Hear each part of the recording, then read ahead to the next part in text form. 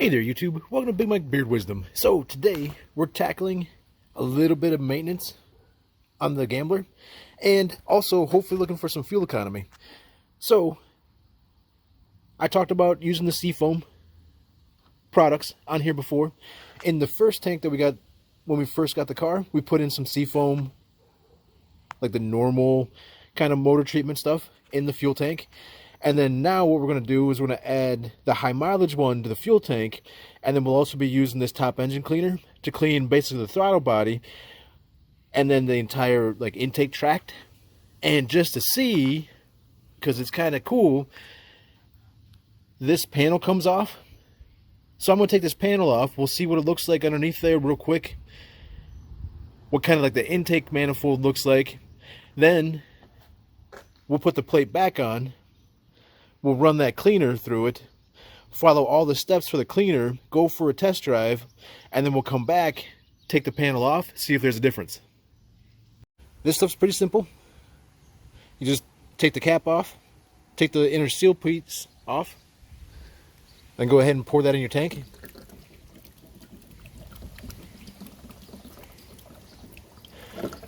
And the mix rate for like a normal cleaning would be just 1 ounce per gallon, and then when a greater cleaning concentration is needed, you use 2 or more ounces per gallon. So with this being a 16 fluid ounce bottle, I think this has like a 17 gallon tank or so. I know when we filled it up at about 2/3, we put 10 gallons in it, so should be pretty close to a 1-to-1. And then that'll just kind of hang out in there for a little bit while we take a quick peek inside that intake. So we got that popped off. You can see quite a lot of crud up here.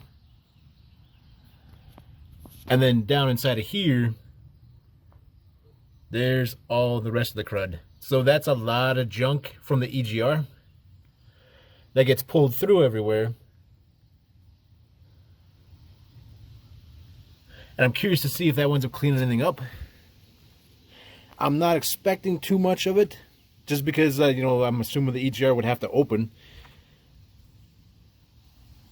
But it does give you kind of an interesting shot of how this stuff looks.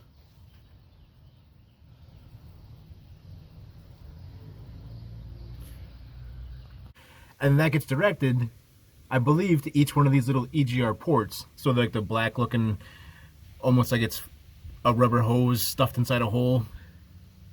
That's just a whole bunch of carbon built up. And that upper plate looks like this. So this is the area here where the EGR would blow into. And you can see little tiny channels where it directs the exhaust gases to each one of those holes. So pretty interesting looking. This butterfly system opens depending on where the engine's at. And then I got a pour scope out, and essentially it's one of those things. So here's a camera, lights at the end. There's the video end, so you can see right now it's looking down there at the Acura badge. And it's pretty interesting because it lets you kind of look at stuff that you would have never been able to look at before. So down inside this intake, you can see it's pretty nasty. Really oily. There's a lot of like sludge and gunk in there. So that's this, probably somewhere right around in here.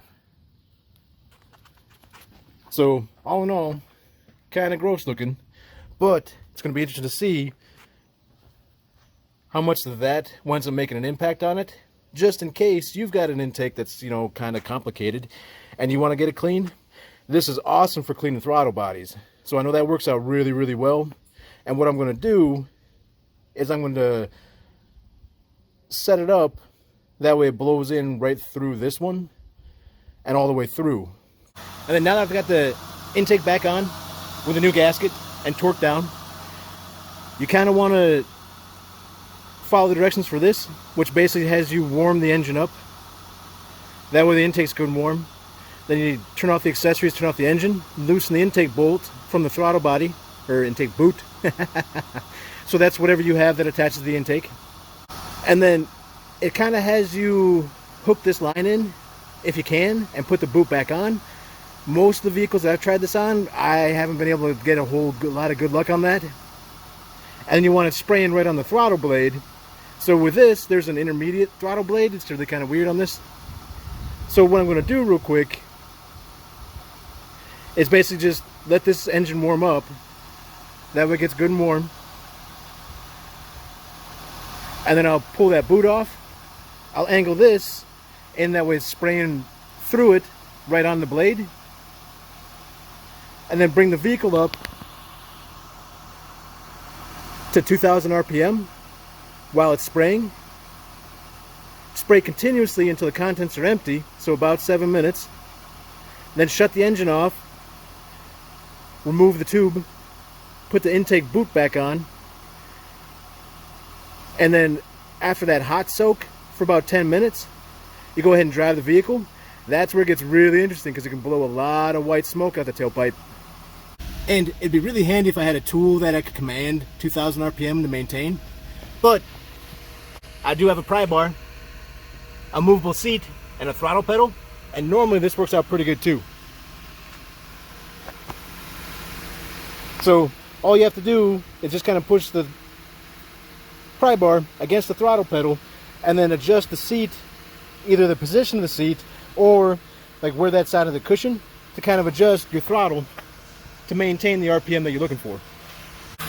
Then with how this is kind of set up, there's that beginning part of the air intake that's a throttle body unto itself, and then a farther in throttle body. I do want all of it to get cleaned, so real quick we'll take a quick peek at the inside throttle body.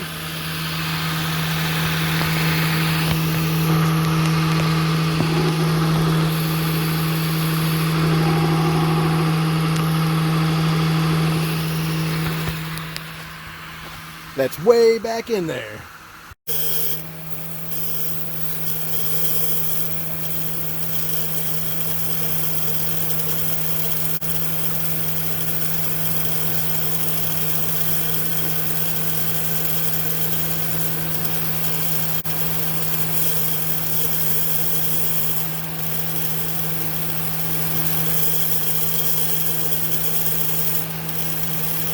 Intake's back on.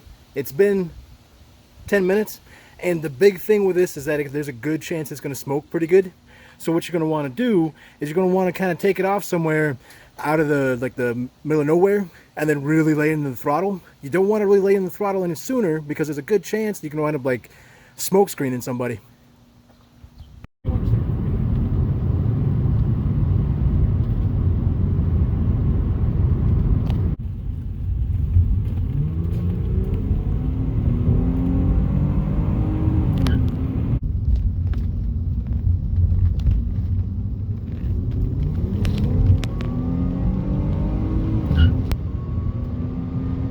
Alright, so all done driving it.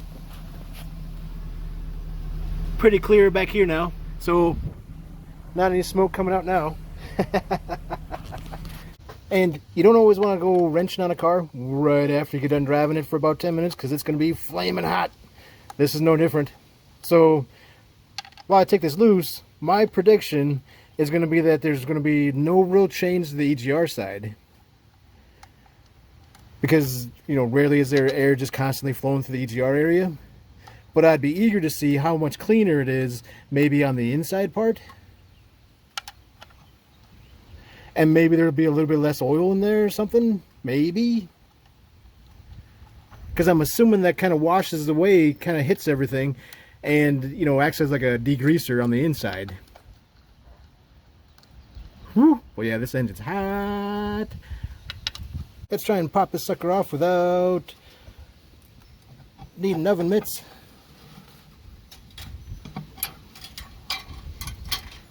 And I don't know.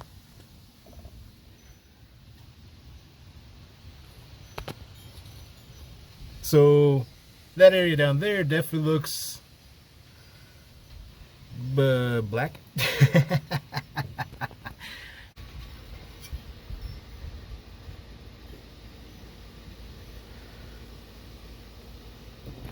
So you might be like, well, that looks way better. Well, that's kind of because I took a screwdriver to that area. So, I don't know. Not quite what I was expecting.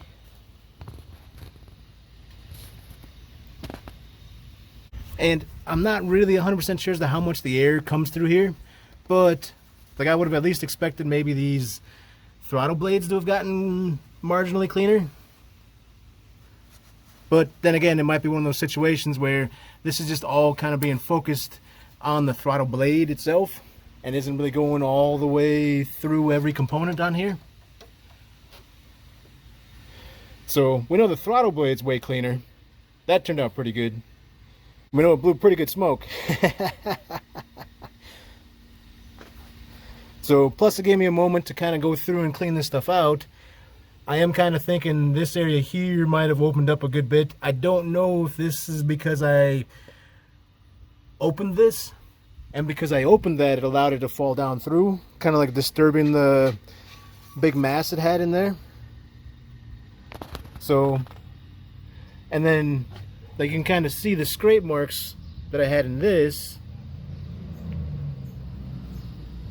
But I would almost say that some of these small areas are much cleaner than they were before too. But that would have to mean that the EGR kind of came on and stuff kind of intermixed. So I don't know. But kind of a bummer. I was really expecting like to pop this thing off and have it be like almost like clean aluminum. Maybe I should have like wiped it down